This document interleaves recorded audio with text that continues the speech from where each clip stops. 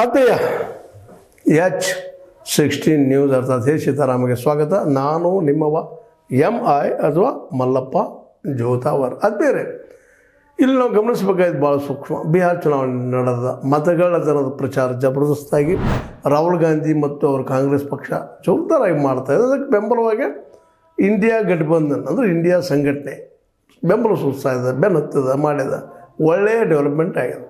ಯಾಕಂದರೆ ಬಿಹಾರ್ ಮತ್ತು ಉತ್ತರ ಪ್ರದೇಶದಲ್ಲಿ ಕಾಂಗ್ರೆಸ್ ಪೂರಾ ಮಗ್ಗಾ ಮಲಗಿಬಿಟ್ಟಿತ್ತು. ಅಲ್ಲಿ ಮಗ್ಗಲೇ ಇರಲಿಲ್ಲ ಅಂದರೂ ಅಡ್ಡಿ ಇಲ್ಲ.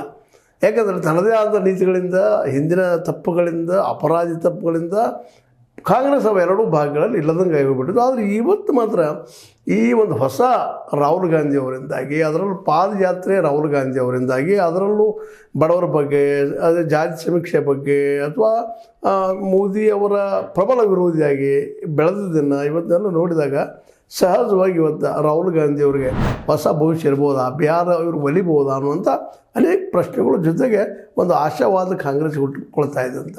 ಯಾಕಂದರೆ ಇವತ್ತು ಒಂದು ರೀತಿಯಿಂದ ನಮ್ಮ ಮೋದಿಯವರನ್ನು ಭಾರತದಲ್ಲೇ ಕಳೆದ 11 ವರ್ಷಗಳಲ್ಲಿ ಸೋಲಿಸೋದು ಕಷ್ಟ ಅದ, ಇನ್ನು ಮುಂದೆ ಸೋಲಿಸೋದು ಕಷ್ಟ ಅನ್ನೋದು ಭಾಳಷ್ಟು ಜನರ ಅಭಿಪ್ರಾಯ ಇದೆ. ಯಾಕಂದ್ರೆ ಜನ ಅವ್ರ ಮೇಲೆ ಅಷ್ಟೊಂದು ವಿಶ್ವಾಸ ಪ್ರೀತಿ ತೋರಿಸ್ತಾ ಇದ್ದಾರೋ ಅಥವಾ ಚುನಾವಣೆಗೆ ಗೆಲ್ಲೋದ್ರಲ್ಲ ಮಾಯರಿದ್ದಾರೋ ಅನ್ನೋಂಥದ್ದು. ಜನ ವಿಶ್ವಾಸ ತೋರಿಸ್ತಾರೋ ಇಲ್ಲೋ ಅನ್ನೋದನ್ನು ಹೇಳೋದ್ರಿಂತರೂ ಚುನಾವಣೆಗಳಲ್ಲಿ ಯಾವ ರೀತಿಯಾಗಿ ಗೆಲ್ಲಬೇಕು, ಹೇಗೆ ಗೆಲ್ಲಬೇಕು, ಜನರ ಫಲಸನ್ನು ತಿಳ್ಕೊಂಡು ಕಾಲಕಾಲಕ್ಕೆ ತಮ್ಮ ಚುನಾವಣಾ ತಂತ್ರಗಳನ್ನ ಬದಲಾಯಿಸ್ಕೊಳ್ತಾ ಆಸೆಗಳ ಗೂಡನ್ನು ಬಿಡಿಸ್ತಾ ಹೋಗುವಂಥ, ಬಿಚ್ಚಿ ಕೊನೆಗೆ ಗೆಲ್ಲುವಂಥ ಒಂದು ಎಲ್ಲ ರೀತಿಯ ಕೊನೆಗೆ ಇಲೆಕ್ಷನ್ ಕಮಿಷನ್ ಸಹಿತ ನಮಗೆ ಯಾವ ರೀತಿಯಾಗಿ ಬೇಕು ಆ ರೀತಿಯಾಗಿ ಪರಿವರ್ತನೆ ಮಾಡಿಕೊಂಡ ಇವತ್ತು ನಾನು ಸೋಲರಿಯ ಸರ್ದಾರ ಅನ್ನೋ ಮಟ್ಟಿಗೆ ಬಂದಿದ್ದರೂ ಸಹ ಇವತ್ತಿರುತ್ತಿರುವಂಥ ಅವ್ರ ಸರ್ಕಾರ ಏನಪ್ಪ ಅಂದ್ರೆ NDA, ನಾಟ್ BJP. ಅದರ NDA ಅಂದರೆ ಇನ್ನುಳಿದ ಪಕ್ಷಗಳ ಜೊತೆಗಿದ್ದಾವೆ. ಅದರಲ್ಲಿ ಒಂದು 2-3 ಪಕ್ಷಗಳು ಗಾಯಬಾಗಿಬಿಟ್ರಪ್ಪ ಅಂದ್ರೆ ಮತ್ತೆ ಅವರು ಅಲ್ಪ ಮತಕ್ಕೆ ಬರ್ತಾರೆ. ಸಹಜವಾಗಿ ರಾಹುಲ್ ಗಾಂಧಿ ಈ ದೇಶದ ಪ್ರಧಾನಿ ಆಗಬಹುದೇನೋ, ಅದು ಇಂಡಿಯಾ ಗಠಬಂಧನ್ ಒಪ್ಪಿದ್ರೆ. ಇದು ಇವತ್ತಿನ ಸ್ಥಿತಿ. ಅದರಲ್ಲೂ ಬಿಹಾರದಲ್ಲಂತೂ ಪೂರ್ಣ ಪ್ರಮಾಣದಲ್ಲಿ ಇವತ್ತು ಮತಗಳ್ಳತನದ ಕಾರಣಕ್ಕಾಗಿ 65 ಲಕ್ಷ ಮತದಾರರು ಹೋಗಿದ್ದರಿಂದ ಎಲ್ಲ ಇವತ್ತು ಅತೃಪ್ತಿ ಆ ನಾಡಿನಲ್ಲಿದೆ. ಬಟ್ ಅದರ ಬೆನಿಫಿಟ್ ಮಾತ್ರ ಈ BJP ಆಗುವ ಸಾಧ್ಯತೆಗಳು ಭಾಳ ಕಾಣ್ತಾ ಇದ್ದಾವೆ. ಇವತ್ತೇನು ಹೇಳ್ಬೋದು ಎಲ್ಲರೂ, ಇಲ್ಲ ರಾಹುಲ್ ಗಾಂಧಿ ಅವ್ರು ಗೆಲ್ಲಬಹುದು ಹಾಗೆ ಹೀಗೆ.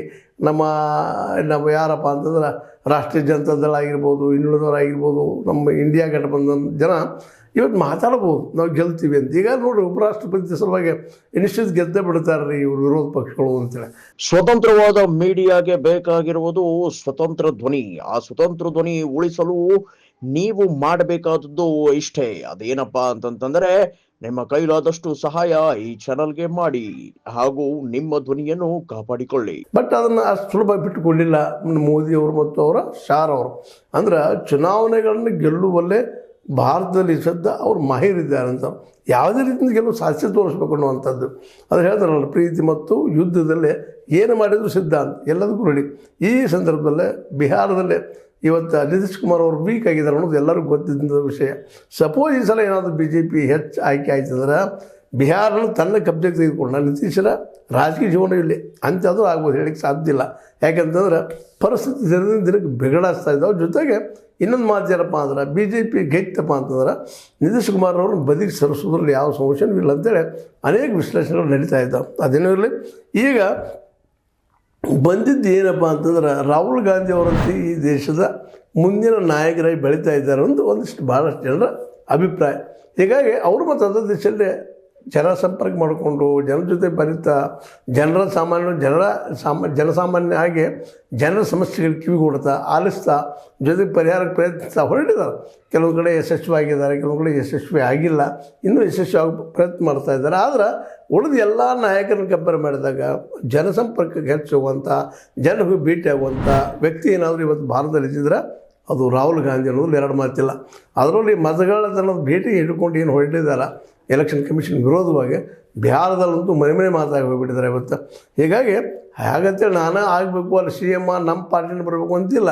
ಭಾಳ ಬ್ಯೂಟಿಫುಲ್ಲಾಗಿ ಒಂದು ಮಾತನ್ನು ಹೇಳ್ತಾ ಇದ್ದಾರೆ ನಮ್ಮ ಏನಪ್ಪ ಅಂತಂದ್ರೆ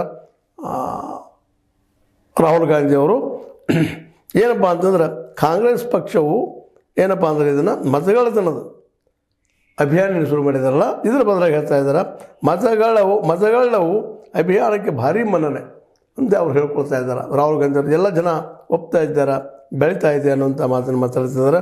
ಮತಗಳ್ಳರ ಅಧಿಕಾರದ ಗದ್ದುಗೆ ಬಿಡಿ ಎಂಬ ಘೋಷಣೆ ಇಡೀ ರಾಜ್ಯದ ತುಂಬ ಅಂದರೆ ಬಿಹಾರ ತುಂಬ ಅನುರಣಿಸ್ತಾ ಇದೆ ಅಂತೇಳಿ ಹೇಳಿಕೊಡ್ಕೊಂಡು ನಾವು ಒಂದೇಳೆ ಗೆದ್ರೆ ಪಕ್ಷ ಗೆದ್ರೆ ನಾವು ನಿಶ್ಚಿತವಾಗಿ ನಿಮ್ಮ ಜೊತೆಗಿರ್ತೀವಿ, ನಾವು ಮುಖ್ಯಮಂತ್ರಿ ಆಕಾಂಕ್ಷೆ ಅಲ್ಲ, ಜೊತೆಗೆ ಯೋಗಿ ನಮ್ಗೆ ಟಿಕೆಟ್ ಕೊಡ್ರಿ, ಹಿಂದಿನಂಗೆ ನಮ್ಮ ನಿರ್ಲಕ್ಷ್ಯ ಮಾಡಬೇಡ್ರಿ ಅನ್ನೋಂಥ ಮನವಿನೂ ಮಾಡ್ಕೊಳ್ತಾ ಇದ್ದಾರೆ.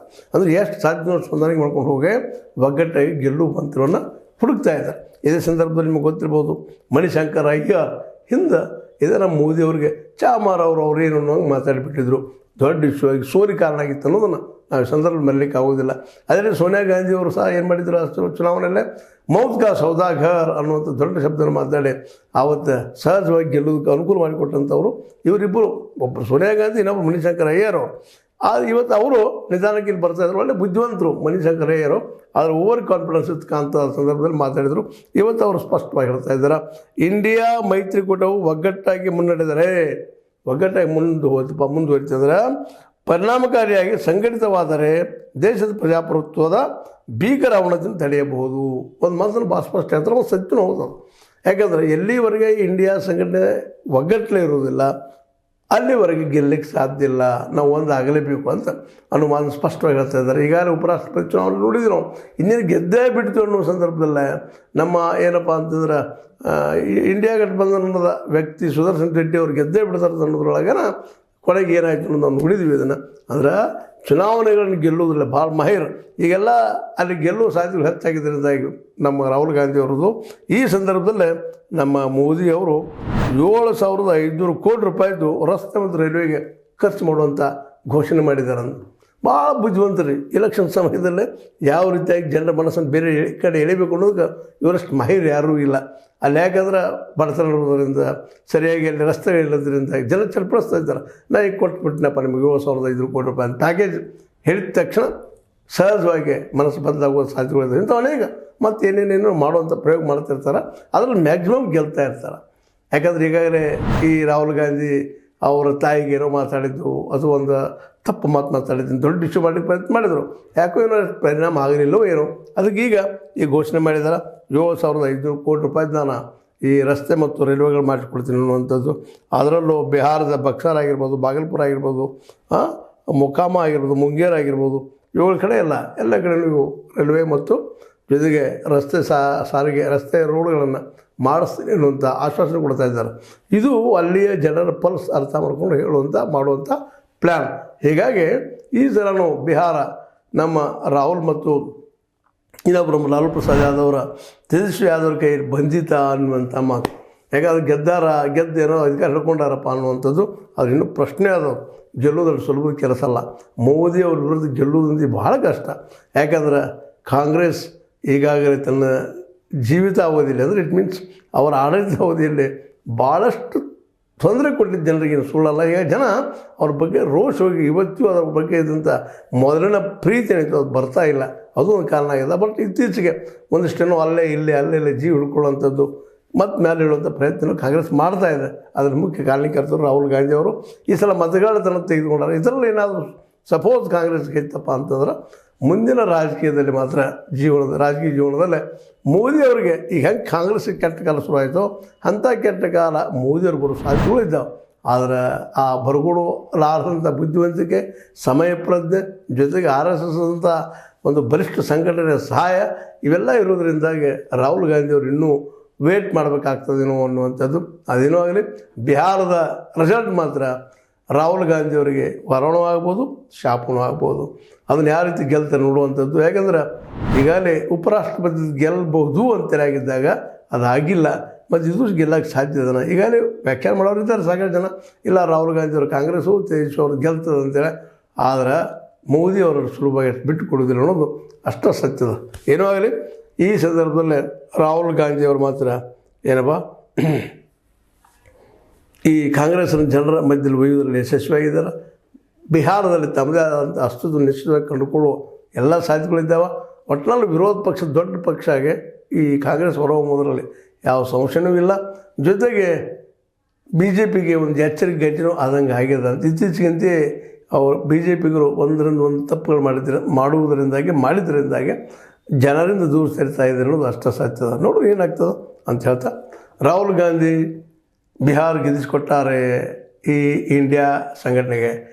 ವೇಟ್ ಮಾಡೋಣ ಅಂತ ಹೇಳ್ತಾ ಇದನ್ನು ಬ್ಲ್ಯಾಕ್ ಆಗಿರ್ಬೋದು. ಲೈಕ್ ಮಾಡಿ, ಶೇರ್ ಮಾಡಿ, ಕಾಮೆಂಟ್ ಮಾಡಿ, ಜೊತೆ ಸಬ್ಸ್ಕ್ರೈಬ್ ನಿಲ್ಲಿಸಬೇಡಿ. H16 ನ್ಯೂಸ್ ಅರ್ಥಾತ್ ಸಿದ್ದರಾಮಯ್ಯ ಸತ್ಯಾಗ್ರಹಗಳಿಗೆ ವಂದನೆಗಳು.